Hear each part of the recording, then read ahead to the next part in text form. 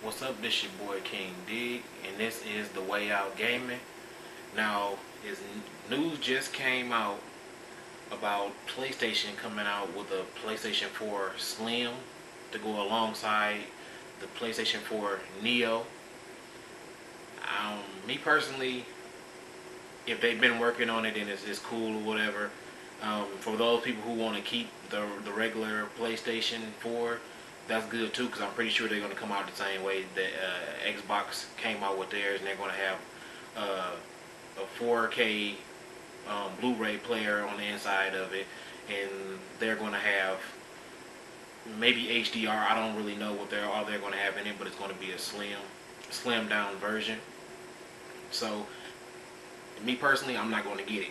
I'm going to get the Neo. So I'm going to get the Neo, and I'm going to get the Scorpio. I'm not going to get the slim Xbox One or the Xbox One S, and I'm not going to get the PS4 Slim, because it's pretty much, it's really no reason for me, because since I'm a high-end gamer or whatever you want to call it or whatever, this PlayStation 4 Slim and Xbox One Slim, it doesn't really appeal to me, so I'm not going to get those ones. But for anybody else who gets them, or parents who want to get it for their kids or whatever, it's most likely going to be cheaper than the PS4 that's out right now, because I'm pretty sure it's going to have new stuff in it that makes it cheaper to produce, therefore cheaper to sell. But on another note, I was talking to somebody in my comment section of my last video, and they were talking about the PlayStation 4 Neo and how they can't put higher specs, or put 5.5 teraflops into that system, or upgrade it to 5.5 teraflops, because it would get too hot. And I'm not saying that they are putting 5.5 teraflops, or if they are going to upscale it, or not upscale it, but upclock it to the 5.83 that the RX 480 can actually do. But only thing I was saying in my last video is that they can do it, and they were saying well, they can't do it because it'd be too high, and that'd be in a system that'd be too hot. That PlayStation never came out and said that they were going to have the same architecture, the same look of the PlayStation 4 for the PlayStation 4 Neo. They never came out and said that. The same way Xbox never said that they were going to have the same look for the Scorpio that they had for the original Xbox One.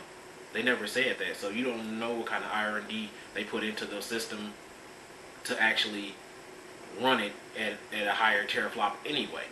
So, to be quite frank, there is no actual graphics card that they're actually putting in these systems. There are APUs. They're just like CPU chips, and then they make all the APU chips, and they send them to Sony. Sony has their own motherboard that they make specifically for the system. They put that APU onto their motherboard, and then they put it into their system. So no, of course it's not going to be a whole RX 480 you're putting into your system. They put it into your system. No, because it's a custom motherboard, not the whole card. Some people out there thinking they're putting like real graphics chips or real graphics cards in these systems, so they have to be a certain size. No, a graphics card actually is just the chip that's on the card. It's on the little motherboard thing. I forget what they call it, PCB or something like that. That's all of actual graphics card is. It's a chip. That's why when you see different graphics cards come out, some graphics cards are longer. Some graphics cards, PCBs or whatever, are longer. Some are shorter and stuff like that, because these different companies, they make their own motherboard or PCB or whatever they call them, they make those for their graphics cards. The same way Sony and Microsoft makes their own for their APUs to go on. And then after that, they put a fan, the kind of fan that they make, they put their fan on top of that APU so it can spin and so it can cool down, the chip. It's not cooling down the whole motherboard, it's cooling down the chip. So the chip won't get the motherboard hot. After that, they put it into the system. They put everything into the system together. They have on YouTube actually channels that broke down the PS4, and they will show you right in there. The motherboard is all together. There is no graphics card PCB in there and just that, and then it's another motherboard on top of that. No, it's not. It's all one, all together. And they don't make graphics cards that's actually in an L shape. It's just a little small graphics card. So that is how they can do it.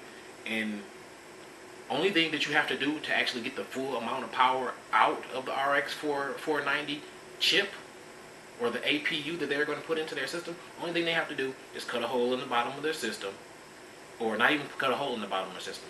Drill holes in a circle pattern going around the fan and make the system lift up a little bit off of your surface that you're going to be placing it on, or be able to stand on its side, and it can suck more air into the system.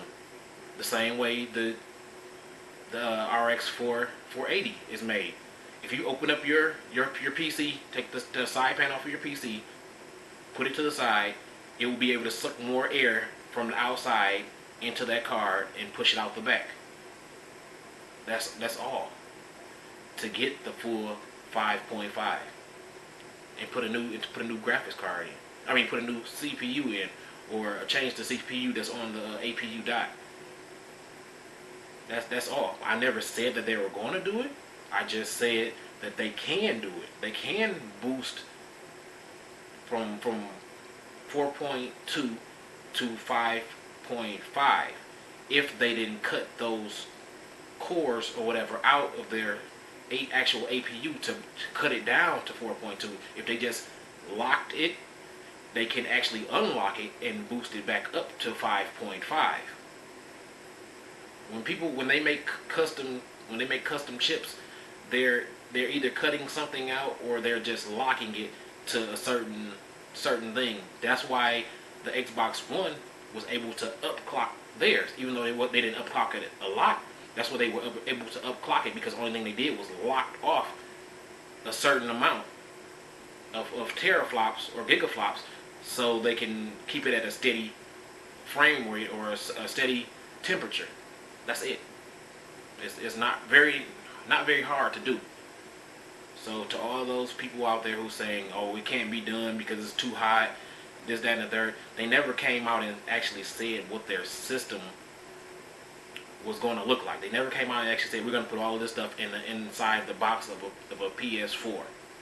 They never said that. They said that it was going to sit alongside the PS4, and it wasn't going to outdo the PS4 as far as it's not going to take the PS4 place, and you're going to have to throw out your PS4 and get one of those later on.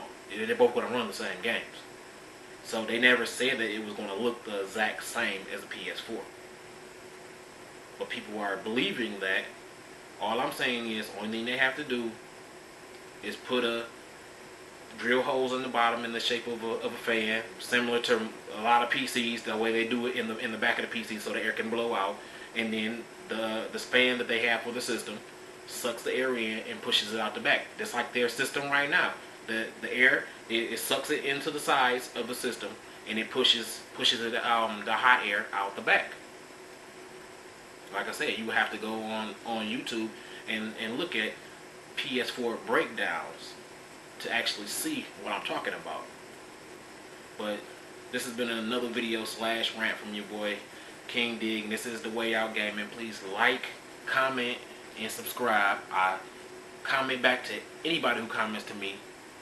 And like I said, you might be able to be on my channel or whatever. One day I might try to do like a little call, whatever, with somebody.